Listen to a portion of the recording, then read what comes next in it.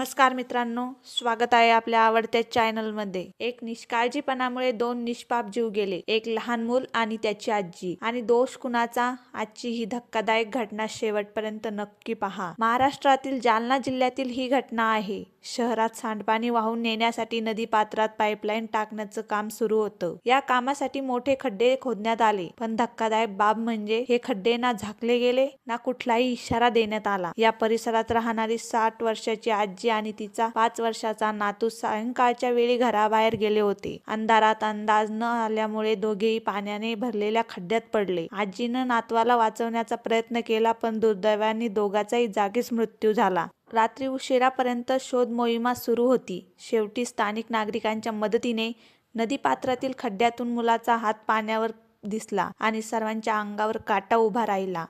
ही केवळ दुर्घटना नव्हे तर प्रशासनाच्या निष्काळजीपणाचा बळी होता। या घटनेनंतर नागरिकांनी संताप व्यक्त केला। तक्रार दाखल होताच संबंधित कंत्राटदारावर गुन्हा दाखल करण्यात आला आहे। पण प्रश्न असा आहे, जीव गेल्यावरच कारवाई का? आज एक मूल आणि एक आजी गेली, उद्या कोणीही असू शकतो। निष्काळजीचं काम करणाऱ्यांना जबाबदार धरायलाच हवं। कामाच्या ठिकाणी सुरक्षतेचे नियम पाळालेच पाहिजे। तुमचं मत कमेंटमध्ये नक्की सांगा। अशाच गंभीर बातम्यांसाठी व्हिडिओला लाईक करा, चॅनलला सबस्क्राईब करा आणि हा व्हिडिओ शेअर करा। धन्यवाद।